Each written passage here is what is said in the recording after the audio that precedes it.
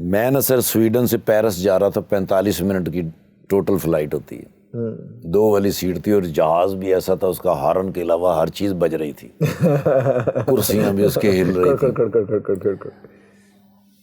میرے ساتھ ایک بندہ بیٹھا ہوا تھا، اس نے مجھے پوچھا آر یو مسلم؟ میں کہا الحمدللہ، کہنا آئی ایم کرسچن۔ اس نے ایک سوال کیا، میں نے کہا یار سوری، میں پتہ کیا 45 منٹ میں اتنی لمبی نہیں بات ہو سکتی۔ مجھے کہنے لگا اچھا، میں نے کہا ایک سوال آپ کر لو، ایک میں کر لیتا ہوں۔ مجھے کہنے لگا your turn is first. Okay.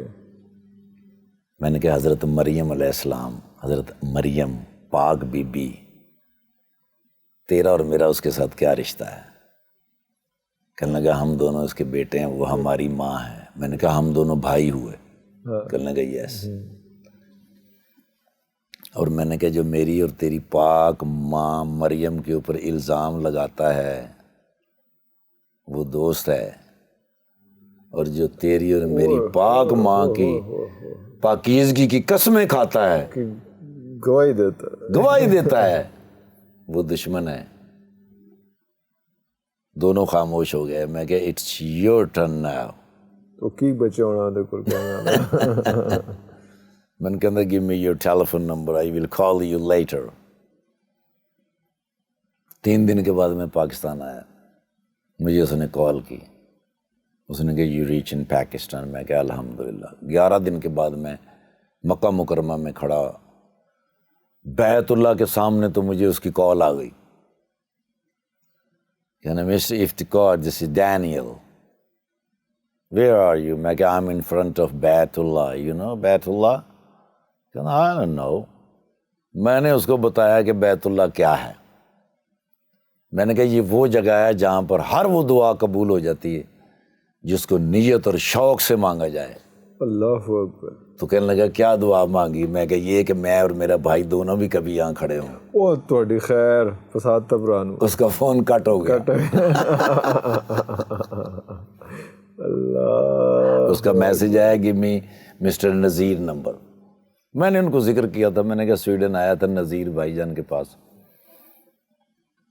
تو اس نے کہا give me your Nazir number. میں نے نذیر صاحب کا نمبر بھیجا اور ساتھ میں نے نذیر صاحب کو کال کی۔ میں نے کہا ڈینیل کی کال آئے گی، خیال رکھنا، میرا بھائی ہے۔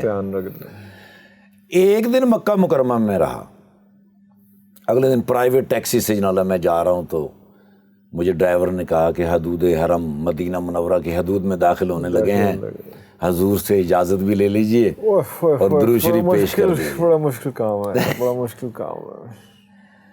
وہاں حضور سے اجازت لی، مانگی، درود شریف پڑھا۔ حدود کے اندر میں انٹر ہوا ہوں تو سر میرے موبائل کے اوپر بلنک ہوا، mister Iftikhar Thakur, I was Daniel, now I am Muhammad Umar, اللہ اکبر، اینڈ یو آر ان بیت اللہ، پلیز پرے فار می۔ میں نے فوراً نذیر بھائی کو کال کی، میں نے نذیر بھائی، اس نے کہا ساری رات میرے پاس رہا ہے۔ میں نے کہا میرے مالک محمد رسول اللہ صلی اللہ علیہ وآلہ وسلم کے صدقے اتنے تحفے مجھے دیے زندگی میں، اس سے بڑا تحفہ کیا ہو سکتا کہ ابھی تو میں حدود میں داخل ہوا تو تحفے آنے شروع ہوئے ہیں۔ مدینہ سے پرسکون جگہ کوئی نہیں ہے دنیا میں۔ 3-4 مہینے کے بعد جب میں وہاں گیا سویڈن، میں نے جا کے محمد عمر سے ملاقات کی، انہوں نے کہا گھر سے مجھے نکال دیا۔ کوئی نہیں خیر، میں نے ابھی یہ چھوٹا سا اسٹور ڈالا ہے، اسی اسٹور کے اوپر رہتا ہوں، اسی پہ رہتا ہوں، وہیں پہ کام شام۔ یس۔ 1 سال کے بعد وہ پاکستان آیا میرے پاس، تو ہماری ایک سٹار ہیں تھیں یہاں کی، بہت اچھی سٹار، سنگر بھی تھیں اور اداکارہ بھی بہت کمال تھی۔ میں نے ان سے ایک دفعہ پوچھا، میں نے کہا شادی کیوں نہیں کرتی؟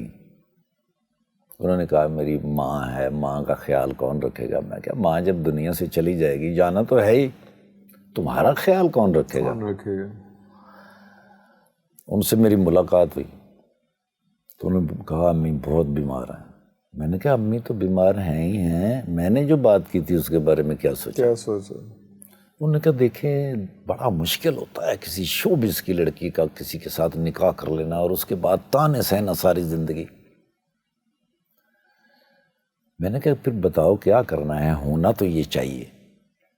اس نے کہا ٹھاکر بھائی آپ مجھ سے جتنا پیار کرتے ہیں, جتنا میرا احترام کرتے ہیں, جتنی میری ماں کا احترام کرتے ہیں, میں نے یہ سب کچھ آپ کے ذمہ کر دیا. جاؤ جو دل کرتا ہے کر دو. میں نے محمد عمر تو ادھر ہی تھا. اچھا وہ آلریڈی تھا ادھر. اسی کے چلو حضرت وہ بھی مان گیا. ہاں اتنے تو انہوں نے کہا بھائی آپ میرے بھائی تو ہیں ہی ہیں, مجھے لگتا ہے آپ میری امی بھی ہیں میرے ابو بھی ہیں, مرشد ہیں. اللہ پاک کی رحمت اور برکت سے آج وہ دونوں سویڈن میں ہیں. اللہ بڑی خوبصورت زندگی گزار رہے ہیں, سکون کا لائف, بہترین بچوں کے ساتھ. ان کا اتنا اچھا لائف سٹائل ہے. جب بھی جاتا ہوں وہ اتنا پیار کرتے ہیں, اتنا احترام کرتے ہیں. یہ ہے مدینہ. مدینہ آپ کے لیے تحفے بھرے ہوئے رکھتا ہے ہر وقت کہ آپ صرف انٹر ہو جائیں, دعائیں قبول, جو آپ سوچ بھی نہیں سکتے وہ بھی قبول ہوتا جا رہا ہے. مدینہ دنیا کا سب سے میٹھا شہر ہے سر.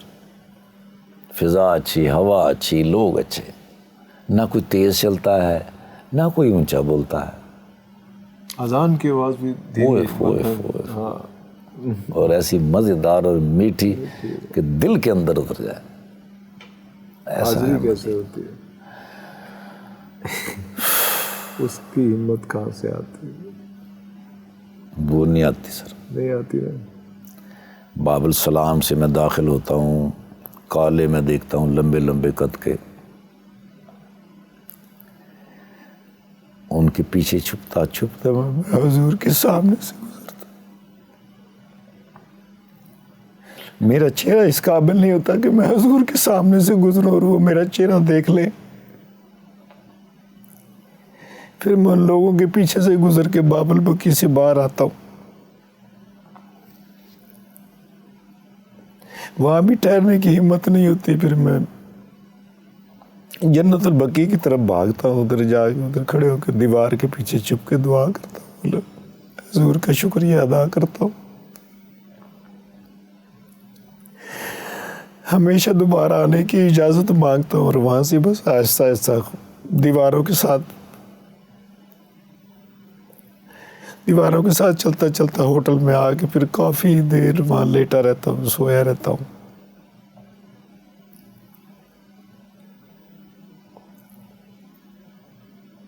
بڑی مشکل سے دوبارہ ہمت ہوتی ہے کہ میں مسجد نبوی میں جا کے نماز ادا کروں.